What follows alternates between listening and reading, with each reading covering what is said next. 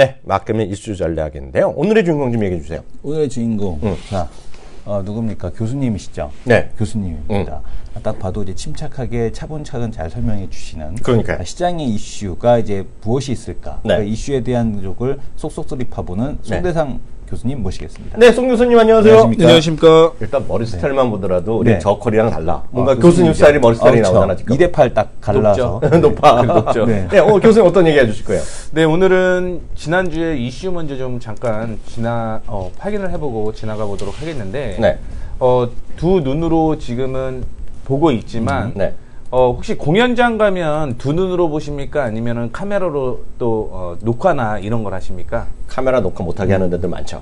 그렇죠. 네. 근데 대부분 이제 공연장을 가면 카메라를 많이 또 보고 있더라고요. 네네. 직접 눈으로 보는 게 아니라 그래서 지금은 카메라들도 역시 한 눈이 아니라 두 눈으로 바뀌고 있기 때문에 네. 듀얼 카메라에 대한 얘기를 좀 해볼까. 요즘 대세야? 여기저기 듀얼이야? 듀얼이죠, 네. 듀얼. 네.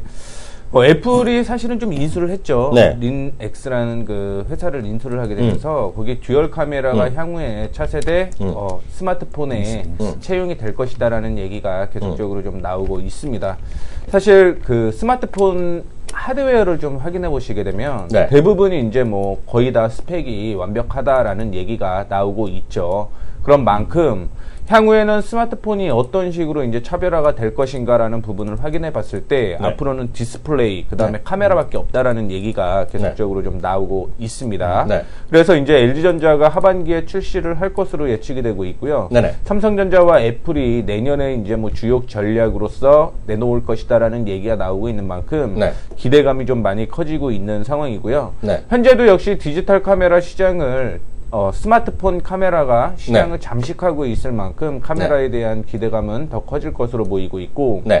듀얼 카메라의 성장이 사실은 2012년부터 진행이 됐거든요. 2012년부터 진행이 됐는데 너무 일찍 나왔죠. 너무 일찍 나오다 보니까 그게 그때는 매출이 많이 없었고, 그리고 작년부터 다시 한번 또 이슈가 됐다가 또 사장이 되고, 네. 올해부터 다시 한번 이슈가 되는 그런 모습을 보여주고 있는데, 네. 뭐 성장률이 내년에 한 9%부터 시작을 해서 한 2018년, 약 2년 후가 지난, 네. 2018년에는 25%로서 거의 몇 뭐 배? 3배, 25%. 25%. 거의 네. 3배 가까운 성장을 좀 보일 것이다라고 얘기를 하고 있습니다. 네. 역시 뭐 선명한 화질, 그 다음에 3D 구현을, 네.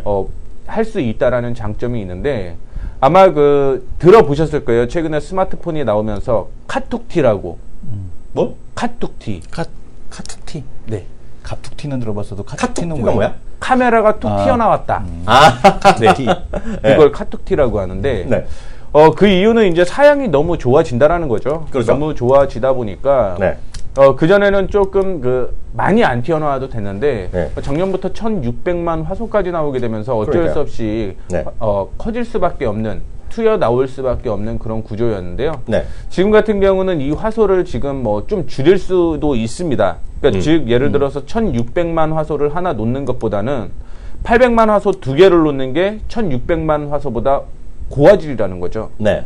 그렇다라고 하면 1 플러스 1이 2가 아니라 3이나 4가 될 수 있을 만큼 이 외형적인 디자인 같은 경우 긍정적으로 좀 이쁘게 바뀔 수 있다라는 측면을 좀 얘기를 해드리고 싶고, 사실 듀얼 카메라가 공식적으로 얘기가 나왔던 건 뭐냐면 작년에 HTC에서 나온 듀얼 카메라가 이게 진짜 듀얼이다라는 얘기를 좀 했었는데, 사실은 예전에 옵티머스 3D LG에서 나온 스마트폰이 있었는데 이게 저는 최초라고 보고 있거든요. 2021년 7월에 출시가 됐습니다. 근데 이제 4년 전이네요. 네, 4년 전. 이거를 제가 써봤는데 단점이 직접? 하나가 있었어요. 네, 제가 스마트폰을 제일 처음으로 이거를 샀는데 역시 교수님은 달라. 네, 너무 무겁습니다. 아, 무거워. 무거우면 짜증나지. 굉장히 무겁습니다. 네. 그러니까 일반 그 스마트폰 두세 개는 들고 다니는 것 같아요. 그 정도요? 네, 그렇게 묵직하네. 무거웠어요. 근데 이게 이제 장점으로는 이 카메라가 두 개다 보니까 네. 3D 구현이 가능했거든요. 네. 그러다 보니까 신기하다. 네. 그래서 많이 써봤는데 네. 결국 들고 다니는 게 너무 무겁고 스마트폰이 주머니에 들었는데 무겁네. 네. 네. 주머니가 찢어지는 줄 알았습니다. 그 정도로 무거운데 옛날 거니까. 네. 네. 그게 이제 최신에 바뀌고 있다라는 측면을 좀 얘기를 해드리고 싶고요. 네. 삼성전자의 스마트폰 카메라 모듈 화소별 수요를 좀 확인해 보게 되면 네. 그동안 계속 늘어난다라는 거죠. 어떤 부분이 늘어나게 되냐면 확실히 화질이 좋은 쪽으로 늘어나는 그런 측면을 좀 볼 수가 있을 것 같은데 이 수요 측면을 확인해 보게 되면 갑자기 12mm, 13mm 이쪽이 큰 폭으로 좀 늘어나는 모습을 좀 보여주고 있거든요. 네. 그거는 뭐냐면 이제는 1600만 화소보다는 800만 화소 두 개를 넣는 게 네. 조금 더 고화질의 화면을 좀 확인할 수 있다라는 측면으로 보고 있기 때문에 이런 측면으로 볼 때는 확실히 듀얼 카메라에 대한 성장성에 대한 얘기가 나올 수밖에 없다라고 좀 볼 수가 있을 것 같고 네. 디지털 카메라 요즘에 디지털 카메라 산다라는 얘기는 많이 못 들어봤거든요. 그 전문가 DSLR 그런 네, 거 네. 별로. 근데 20만 원짜리 건 사는 거 없죠. 그 얘기 말씀하시는 그쵸. 거죠. 예. 여기도 지금 듀얼 카메라가 나오게 되면서 네. 아마 좀 죽지 않을까 그런 얘기가 나오고 있어요. 그래서 2007년에 가장 많이 카메라가 많이 팔렸었는데 네. 스마트폰이 출시가 된 이후부터 보게 되면은 네. 서서히 디지털 카메라 시장이 축소가 되고 있다라는 측면을 볼 수 있어요. 네. 그렇다라고 하면 스마트폰의 카메라가 화질이 확실히 좋아진다라고 볼 수가 있기 때문에 네. 이 디지털 카메라 시장을 잠식하고 있다라는 측면으로 좀 보시면 좋을 것 같거든요. 네. 그렇기 때문에 향후에 듀얼 카메라가 계속적으로 좀 늘어날 수밖에 없다라는 측면을 좀 볼 수가 있을 것 같고요. 네. 거기에 OIS 비중은 손떨림 보정하는 기술이죠. 네. 그러니까 카메라 쪽으로 보게 되면은 화소는 조금 떨어질 수는 있겠지만 그 외에 다른 기능이 계속적으로 추가가 될 수가 있을 것 같은데 네. 거기에 OIS 비중이 계속 늘어날 수밖에 없다라는 측면을 좀 확인해 보시면 좋을 것 같아요. 그래서 네. 듀얼 카메라가 나오게 되면서 화소는 네. 카메라 한 대마다의 화소는 좀 떨어질 수 있겠지만 전체적으로는 두 개의 카메라가 좀 움직인다라고 보시면 좋을 것 같은데 이 듀얼 카메라가 좀 재미있는 현상이더라고요. 보통 남자가 혹은 여자가 하나의 그 사물을 볼 때 양쪽 눈이 같이 움직이잖아요. 그렇죠? 근데 남자 여자 상관없이 다 똑같죠. 사람이라면. 그렇죠. 그러니까 남자 여자 다 구분지었습니다. 네. 네. 근데 카메라레온 같은 경우는 눈이 다르게 움직일 수 있어요. 무슨 얘기냐면 네. 듀얼 카메라 같은 경우는 사람을 하나 인식을 해놓고요. 네. 그 외에 다른 건 배경을 인식을 해놓을 수 있다는 거죠. 그러다 보니까 이제 배경뿐만이 아니라 사람뿐만이 아니라 거기에 있는 배경까지 환하게 또 바꿀 수 있고 네. 그게 이제 사진 찍는 데만 오토포커스로서 맞춰주는 게 아니라 네. 그 이후에도 바꿀 수 있어요. 선명도를. 무슨 얘기인지 알겠네. 예. 그러다 보니까 이제 이항영 전무님 같은 경우는 또 사진 찍는 걸 굉장히 좀 좋아하시는 것 같더라고요. 제가요? 네. 네. 커피 드시면서 이제 사진도 찍고 하시는 거 보니까. 네네. 그러다 보니까 이런 그 듀얼 카메라가 만약에 발전이 된다라고 한다면, 네. 지금도 그 평생교육원이나 이런 데를 가보면은요, 향후에 평생 교육을 하는 것보다는 네. 취미로서 취미로 배우는 게 많거든요. 학과가. 네네. 그런데 가장 많이 참여를 하는 게 보통 50대부터 60대가 많이 참여를 하는 게 이 사진 찍는 반입니다. 자기 손주 찍으려고. 그쵸? 예. 예. 그렇다라고 하는 건 뭐냐면 어떻게든 스마트폰을 하나 사게 되면 이런 부분까지 포함이 된다라고 한다면 어르신들도 충분히 쓸 수 있다라는 거죠. 네네. 그러다 보니까 듀얼 카메라의 채택 비중은 향후에 계속적으로 좀 커질 수밖에 없다라는 거. 네. 3배 정도 늘어날 가능성이죠. 2018년까지. 네네. 그래서 지금 듀얼 카메라 아웃포커싱이라고 해갖고 왼쪽과 오른쪽을 좀 확인을 해보시게 되면은 네. 좋은데 사실은 오른쪽이 화질이 좀 떨어지는데 TV에서는 어떻게 나올지는 모르겠습니다. 네네. 근데 왼쪽이 배경까지 좀 선명한 모습을 좀 보여주고 있거든요. 네네. 근데 오른쪽은 그의 반면에 하나 쪽으로 집중을 하다 보니까 그런 네. 모습은 안 나타나고요. 네. 그리고 3D로 구현이 된다라는 거죠. 네네. 요즘에 VR 쪽으로 많이 팔리죠. 네네. VR이 이제 대부분 아시다시피 가상현실을 할 수 있는 그런 그렇죠. 쪽으로 많이 쓰고 있는데 네. 지금 3D로 구현을 한다라는 것, 옵티머스 3D 같은 경우는 구현이 됐습니다. 네. 근데 이제 문제가 하나가 있었습니다. 제가 이제 직접 써본 결과 좀 어지러웠습니다. 그리고 이게 보는 화면 각도에 따라 네.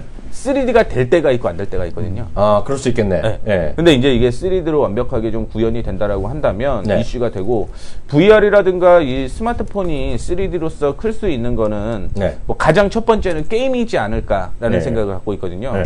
그래서 게임 같은 경우도 3D로 구현이 된다라고 한다면 네. 뭐 아마 듀얼 카메라가 이슈가 더 될 수밖에 없지 않을까라는 생각을 가지고 있기 때문에 네. 향후에는 듀얼 카메라 쪽으로 넘어갈 수밖에 없는 현실이지 않나라는 생각을 가지고 있어갖고요. 듀얼 카메라를 좀 가지고 나와봤는데 1위 업체가 LG 이노텍이더라고요.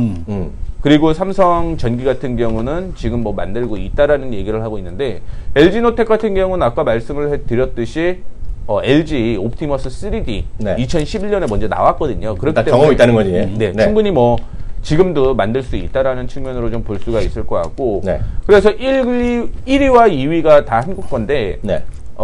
LG 이노텍의 경우 시장 점유율이 10%가 좀 넘어요. 네. 15% 가까운 모습이고 2위, 3위, 4위 2위가 삼성 전기인데 한 9% 정도. 네. 그리고 나머지 1, 2% 차이밖에 안 될 만큼 이 시장에 돈을 쏟아부을 수밖에 없다. 네. 그냥 개인적으로는 그렇게 좀 생각을 하고 있어갖고요. 뭐 본다라고 한다면 듀얼 카메라 쪽으로 계속 좀 보시면 좋을 것 같고 그 다음에 하나 더 확인을 보시는 게 OIS 채택. 네. 그래서 그쪽 관련주까지 네. 예, 향후에 좀 계속 지켜봐도 괜찮지 않을까 이렇게 생각을 해갖고요. 듀얼 카메라에 대한 이슈 가지고 나와봤습니다. 이 부분은 또 우리 네. 그 이성훈 대표의 초미의 관심이잖아. 네. 이거 코멘트 할 거 있으면 간단히 해주세요. 지금 뭐 얘기를 잘 해주신 것 같고요. 네. 그다음에 이제 지금 조리개 값에 따라서 이제 사진이 어떻게 변하는지 잠깐 한번 보겠습니다. 그러니까 지금 보게 되면 조리개 값. 그러니까 그 LG가 들고 나온 게 이제 조리개 값이 우리는 달라요라고 G4. 이제 한 건데 네네. 이 조리개 값이 작아질수록 그렇게 내가 이제 선명한 이미지가 지금 보게 되면은 그러니까 왼쪽이 이제 조리개 값이 큰 거고요. 네. 오른쪽이 조리개 값이 작은 겁니다. 그래서 이미지에 대한 차이가 뭘 찍은 거야? 해마야? 해마를 찍은 건데요. 네네. 그게 이제 어디를 강조하고 싶으냐. 그러니까 네. 앞에 조리개 값이 작을수록 셔터 스피드가 빠르기 때문에 가장 근접해 있는 것만 명확하게 나오고 뒷배경에 있는 게 네. 흐리게 나온다는 얘기죠. 네네. 그래서 지금 보시게 되면 밑에 쭉 보게 되면 이 줄자를 보게 되면 네. 조리개 값이 작을수록 네. 그다음에 조리개 값이 클수록에 대한 부분입니다. 아. 이 차이가 있다는 거죠. 그러네요. 그러니까 지금 보게 되면 52만 나오고 조리개 값이 커질수록 이제 좀 다른 숫자까지 다 보이는 거죠. 그렇죠. 그러니까 이런 차이가 있는 거고요. 그다음에 이제 3D 이미지를 가게 되면 지금 말씀대로 이제 그 DSLR 같은 경우가 이제 상당히 많이 타격을 받을 텐데 지금 이제 같은 사진을 찍더라도 아마 이 차이 왼쪽하고 오른쪽 차이 약간 뭐 그냥 사진의 차이는 있는데 잘 모르겠다라고 하실 수는 있을 텐데요. 네. 이 사진을 보면 좀 다르실 겁니다. 이게 뭐냐면은 입체감이 확 살아난다는 얘기거든요. 그러니까 살아나네. 제가 그 예전에 그 DSLR 카메라 사러 갔을 때, 네. 그러니까 예전에 이제 소니 사이버샷이 처음 나왔을 때 한 8년 전, 9년 전이죠. 그때 20만 원짜리. 이제, 예. 예. 그때 이제 소니 사이버샷 나왔을 때 DSLR하고 소니 사이버샷 사진을 딱 갔더니 두 개를 딱 찍어서 보여주는 거예요. 그럼 DSLR 사지. 웬만하면. 살 수밖에 없는 거죠. 그렇지, 왜냐면 그렇지. 입체감이 다르거든. 네. 근데 지금 이 듀얼 카메라를 쓰게 되면은 이 입체감이 살아난다는 얘기입니다. 네. 입체감이 살아난다는 얘기를 지금 말씀을 해주시는 거겠고요. 네. 지금 보게 되면은 왼쪽과 오른쪽 화면에 대한 쪽이 지금 두 개가 다르죠. 그러니까 네. 800만 화소 듀얼 카메라를 쓴 것과 네. 1300만 화소 카메라를 쓴 게 차이가 있다는 얘기입니다. 그러네요. 그래서 그만큼 입체감이 훨씬 더 많이 살아난다라는 거. 그리고 이런 것들을 놓고 봤을 때는 듀얼 카메라로 갈 수밖에 없겠고 조리개 값으로는 이거를 극복하기는 어렵습니다. 근데 지금 이제 4년이라 하니까 가벼워지겠죠? 가벼워졌죠. 무겁지 않겠지? 가벼워지고 지금 핵심은 뭐냐면 듀얼 카메라를 다는 게 문제가 아니라 네. 왜 이제 애플이 링스를 인수했을까에 대한 쪽을 보게 되면 이 링스, 그러니까 듀얼 카메라 처리 기술이 핵심인 거거든요. 네. 그러니까 LG 옵티머스 3D 같은 경우는 이 처리 기술이 되게 많이 부족했었습니다. 네. 그러니까 카메라를 두 개 달긴 했는데 HTC도 마찬가지거든요. 사실 LG 옵티머스 3D보다 HTC가 더 먼저 듀얼 카메라를 먼저 내놨는데 처리 기술이 부족하다 보니까 이게 지금 시장에서 받아들여지지 못했는데 네. 이번에는 이제 지금 보게 되면 엑시노스 다음 버전 같은 경우도 지금 버전 네. 버전 같은 경우도 지금 듀얼 카메라 처리 기술이 지금 칩이 내장돼 있다는 얘기가 알려지고 있거든요. 그래서 지금 차세대 기술로서 일단 듀얼 카메라가 채택이 될 가능성이 매우 높다라고 보고 있고요. 이제 관련된 기업들에 대한 흐름들이 좋아질 수밖에 없다라는 얘기죠. 계속해서. 그래서 이제 제가 보기에는 1600만 화소나 그러니까 2000만 화소로 가도 네. 사실 이제 차이를 못 느끼니까 네. 1600만 화소나 2000만 화소나 인간의 눈으로서는 별로 느낄 수가 없는 거거든요. 차이를. 그렇죠. 그러다 보니까 이제 LG는 그 차이를 주기 위해서 조리개 값이라는 걸 들고 나온 거고 네. 차라리 1300만 화소짜리 두 개를 끼는 게 2000만 화소짜리 하나 끼는 것보다도 훨씬 더 좋은 그 이미지를 줄 수가 있기 때문에 1300만 화소짜리 그 렌즈 두 개를 끼는 형태에 대한 흐름으로 갈 가능성이 있지 않겠느냐 이렇게 보여지는 거죠. 그래서 여전히 이제 그 카메라 자체가 해상도가 높아진다라는 거, 그리고 듀얼 카메라로 가게 되면은 그 기본적인 메모리에 대한 수요가 늘어날 수밖에 처리가 없다는 거. 있어야 되니까. 아이폰 6 같은 경우도 이번에 만약에 나오게 되면 네. 그러니까 듀얼 카메라를 채택을 하게 되면은 이미지 처리를 위해서 메모리 용량이 늘어날 수밖에 없다는 얘기거든요. 그러니까 네. 2기가가 될 수밖에 없다는 얘기예요. 메모리가.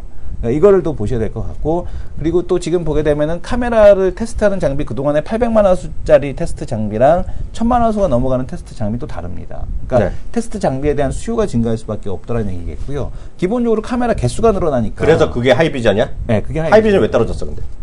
뭐 개별주니까 네. 시가총액이 워낙 작으니까 누가 조금만 팔아도 빠질 수 있는 거고, 그 다음에 지금 보게 되면은 이 기본적으로 이 카메라 수요가 늘어나는데 지금 납품하는 삼성에다 납품하고 있어.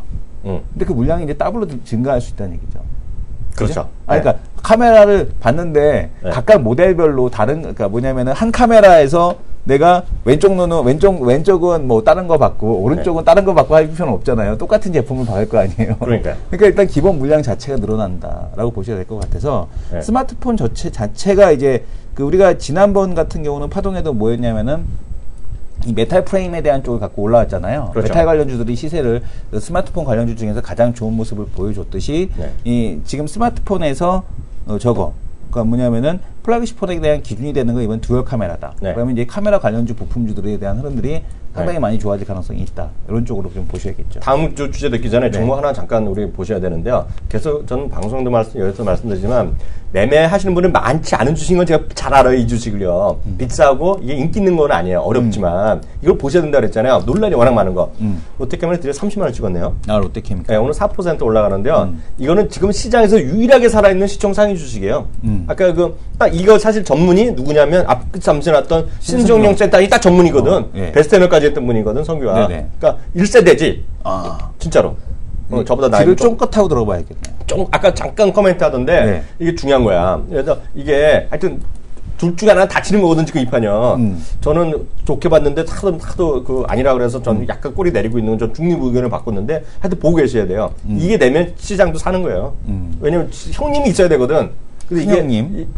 아니 큰 주식이 먼저 가는 놈이 있어야지 따라가는 맛이 있거든. 네. 근데 이건 단점은 혼자 가니까. 왜냐면 상대적으로 자동차에 비해서 후방 사람 끌고 가는 맛이 없잖아요. 이게. 네. 그래서 그런 차이 있는데 하여튼 계속 보셔야 된다. 다음 주제 한번 어떨까요? 네, 최근에 이슈가 되고 있는 게 역시 M&A이지 않을까라는 생각을 좀 가지고 있습니다. 네. 그렇죠. M&A. 네.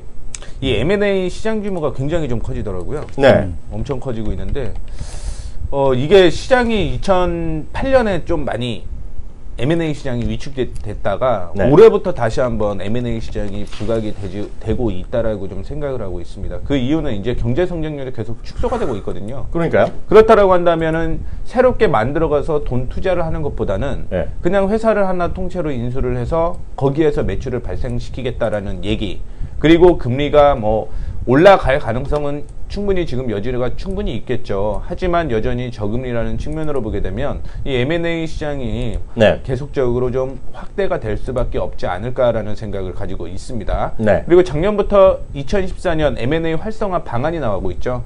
그리고 올해 원샷법이 또 6월 나올 것으로 예측이 되고 있는데, 뭐 기업 재편에 대한 얘기도 나오고 있고 어떻게든 인수나 합병에 대한 얘기가 나올 수밖에 없기 때문에 네. 이런 이슈는 계속적으로 좀 불거질 수밖에 없습니다. 가장 대표적인 게 삼성물산과 제일모직을 합병을 하려고 하는데 엘리엇이 방해하는 네. 그런 내용이 가장 대표적이다라고 볼 수가 있을 것 같고, 네. 금융권뿐만이 아니라 지금은 동양시멘트, 동양그룹도 계속 매물로 나오고 있죠.